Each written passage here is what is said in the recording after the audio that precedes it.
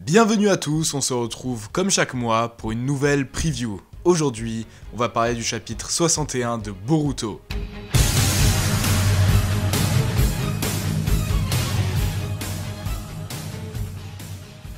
Vous ne le savez peut-être pas, mais la chaîne possède un Discord, je vous invite vraiment à y aller, il y a plein de trucs trop bien, plein de salons. On s'est dit que s'il y a des abonnés qui font du contenu qualitatif et qui ont besoin d'un petit boost, qu'on les mette en avant, autant utiliser le peu de notoriété que j'ai pour les mettre en avant. Aujourd'hui, on va parler de Kurasa VFX. Alors ça me fait vraiment plaisir de parler de lui parce que c'est un très vieil abonné, qu'il est là depuis pratiquement le début. Donc c'est pas du tout parce que je connais depuis longtemps qu'il est mis en avant, c'est vraiment parce qu'il fait des AMV. Donc je vous invite à checker sa chaîne YouTube, son Instagram, les liens sont en description. Donc voilà, si vous aimez les AMV de Naruto, je vous invite vraiment à aller le checker, il fait vraiment du bon boulot. Donc voilà, n'hésitez pas à aller sur le salon si vous faites quoi que ce soit, si vous faites du contenu, pour qu'on le mette en avant sur la chaîne. Aujourd'hui, c'est Kurasa VFX, et j'espère que prochainement, à chaque vidéo, il y aura de plus en plus de gens. Assez blablaté, passons au résumé du chapitre 60.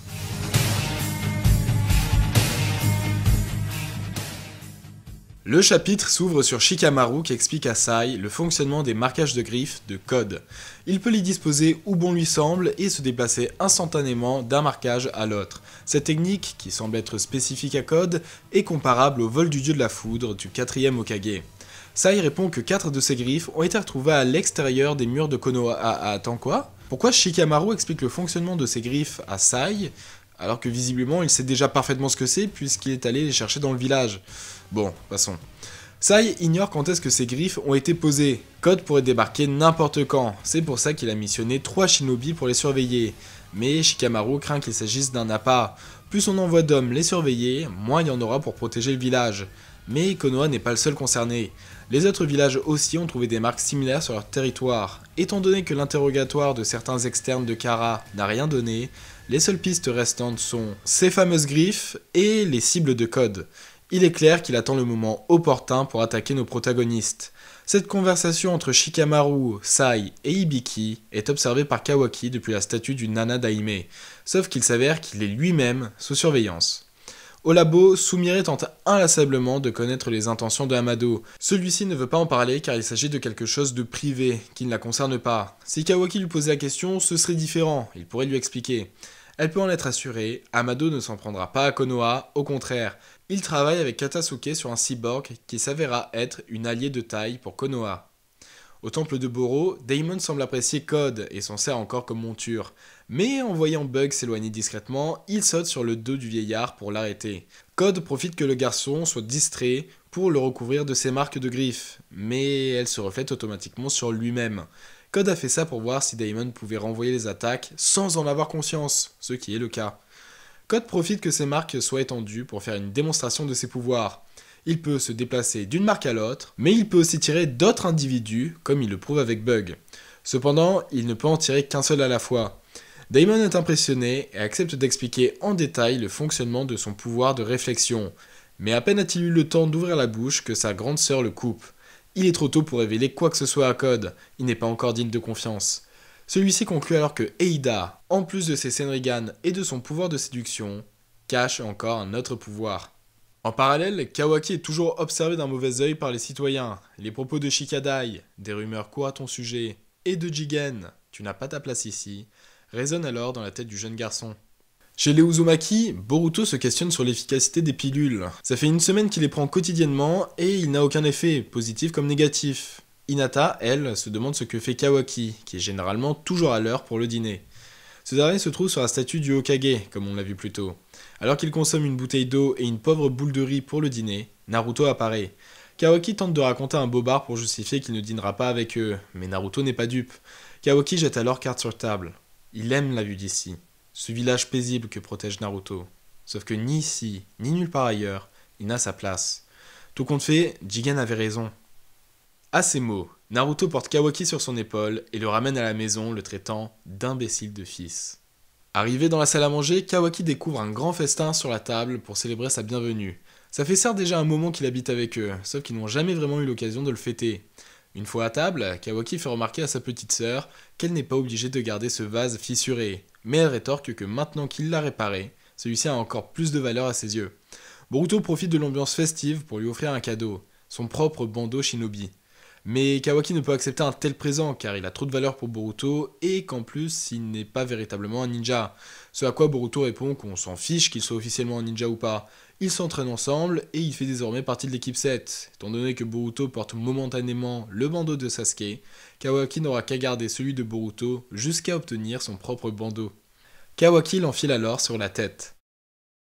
Malgré l'enthousiasme des deux filles, Boruto et Kawaki lui-même ne sont pas convaincus du look.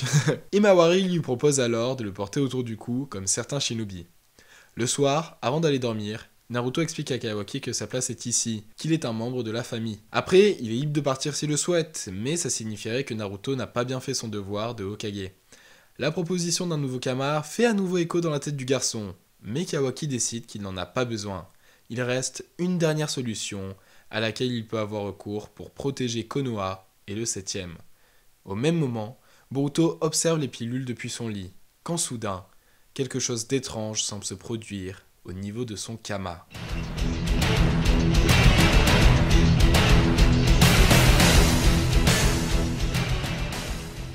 Comme d'habitude, dites-moi en commentaire ce que vous avez pensé de ce chapitre. Pour ma part, je l'ai beaucoup apprécié. Encore une fois, un chapitre avec peu d'action, mais beaucoup d'informations et surtout de développement de personnages pour Kawaki, qui est un de mes personnages préférés de l'œuvre, justement pour son développement. Bref, voyons quelles prévisions se sont avérées justes ce mois-ci. Bon, je me suis pas trop mouillé, hein. Mais comme je viens de le dire, c'était un chapitre assez calme. La proposition d'un nouveau Kama a bien fait écho dans la tête de Kawaki. J'avais certes dit que dans ce chapitre, Kawaki ne déciderait pas encore d'avoir un nouveau Kama, mais je m'attendais pas non plus à ce qu'il y renonce totalement.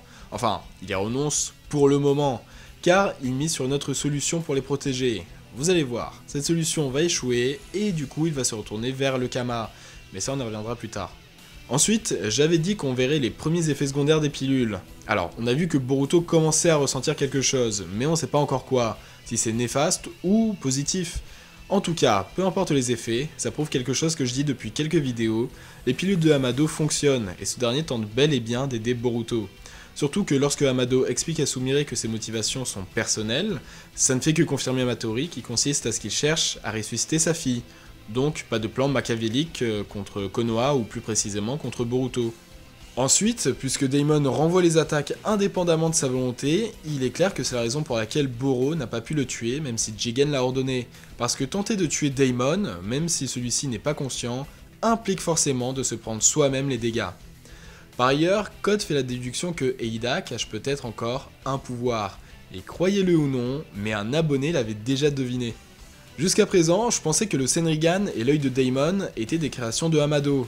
Bah ouais, on nous explique que ce sont des cyborgs qui sont plus puissants que Jigen, et entre les yeux de Delta ou même directement les siens, Amado n'en serait pas à ses premiers pupilles modifiés. Sauf que, ce que proposait déjà l'abonné, c'était qu'il s'agissait de Keiki Genkai, de techniques héréditaires dont Amado ne serait pas à l'origine. Donc le Senrigan et l'œil de Daimon, qui n'a pas encore de nom d'ailleurs, ne seraient pas des outils scientifiques ninja.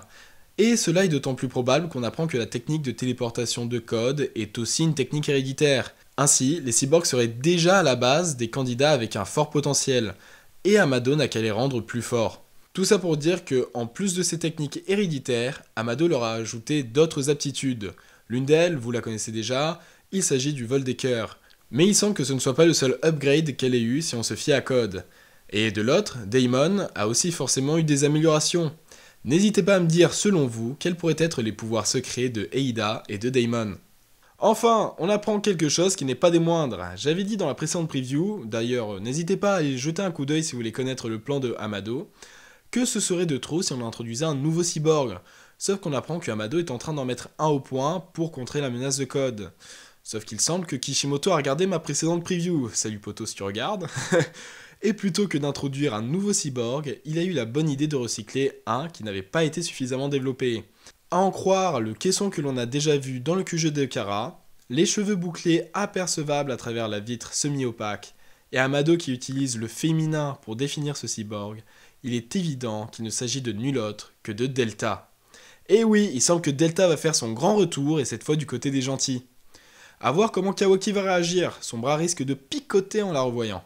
D'ailleurs, c'est logique que le caisson de Delta soit rapatrié, puisqu'on sait que toutes les bases de Kara ont été déjà fouillées par Konoha, donc ils l'ont sûrement récupéré en rentrant.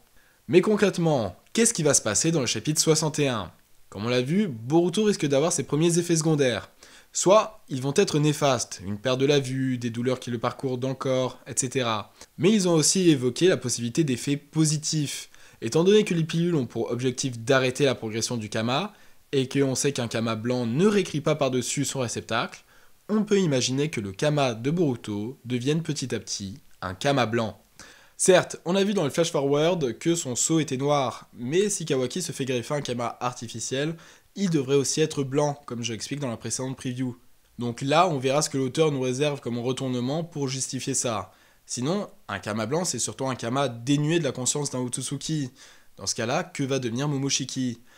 Il devrait petit à petit disparaître. Encore une fois, c'est qu'une théorie dans le cas où les effets des pilules sont positifs. Sinon, il est plus que probable que ceci s'avère plutôt négatif, comme une perte de la vue, comme je l'ai dit plus tôt. Ensuite, je pense que Kawaki continuera à porter son bandeau autour du cou, et continuera l'entraînement. D'ailleurs, j'ai toujours du mal à voir Code attaquer le village maintenant, mais si les effets secondaires des pilules provoquent le désordre dans Konoha, ça pourrait être l'occasion d'en parler Eida pour attaquer. Et enfin, je veux voir mon Sasuke. Il est où ? Est-ce que Amado lui a fabriqué un nouvel œil ? Comme d'habitude, si vous avez des théories, vous pouvez rejoindre le Ryuda Gakure, un endroit merveilleux où vous pourrez partager vos théories, vos vidéos, etc. En bref, vous pourrez passer un bon moment, le lien en description. D'ailleurs, il y a aussi le Instagram, j'en parle jamais, mais voilà, il y a Instagram, vraiment allez checker. Très bien, passons au chapitre post-61.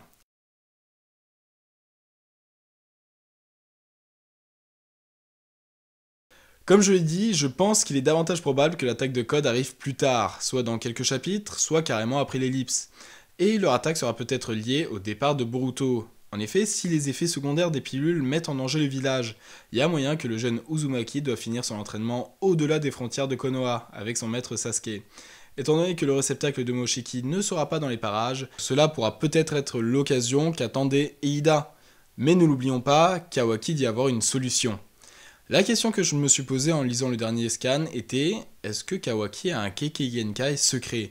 Une technique héréditaire qui n'aurait pas encore dévoilé. Bah ouais, on vient de voir que Eida, Daemon et Code avaient chacun une technique héréditaire. À moins que ce soit des exceptions, on peut potentiellement déduire que les membres de Kara recrutés doivent avoir des prédispositions, du potentiel pour devenir surpuissants. Alors ce potentiel, il peut être intellectuel, c'est sûrement ce que Jigen exigeait de ses cyborgs. Cependant, pour les cobayes, futurs réceptacles de Ishiki, il est sans doute demandé une technique puissante, un peu comme Orochimaru qui souhaitait ressusciter à travers des êtres puissants tels que les Uchiha. Alors si Kawaki nous cache une technique, pourquoi la cache-t-il ? S'il possède une technique héréditaire, c'est sûrement que son père biologique l'a possédée. Connaissant l'amour qu'il lui porte, Kawaki pourrait être dans le même cas que Shoto et refuser d'utiliser la technique de son père. Mais il y a une autre possibilité. La façon dont Kawaki fait comprendre qu'il existe une autre solution m'a donné un arrière-goût de « cette solution implique un sacrifice ». Je sais pas ce que vous en pensez, mais j'ai clairement ressenti comme si c'était la dernière solution qui lui restait. Est-ce que Kawaki va se suicider ? Je sais qu'il a déjà essayé, mais non, je vois pas d'intérêt parce que malgré tout, Code continuerait à chasser les autres cibles. Alors, est-ce qu'il cherchera à se rendre ? Peut-être qu'il proposera qu'on le donne en chair à pâté pour Jubi en échange qu'il épargne le village. Ça pourrait être intéressant comme situation puisque Kawaki ignore encore que Code ne compte pas le tuer.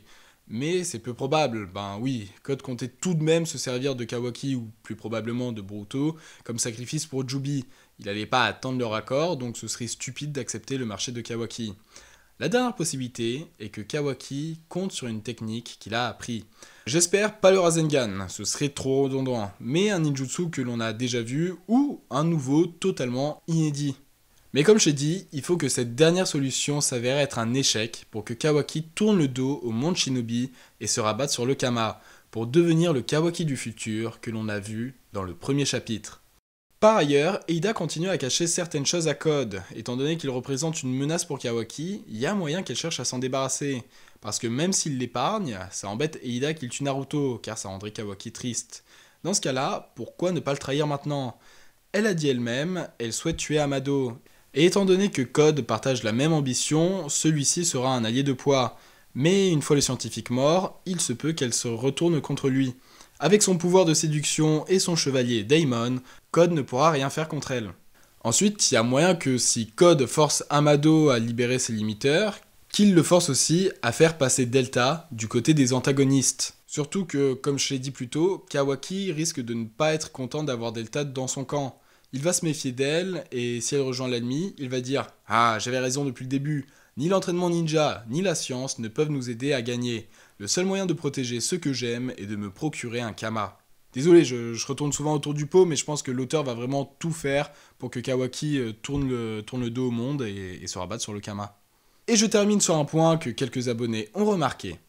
L'écharpe que Kawaki porte dans le flash forward ressemble un peu trop aux vêtements de Code.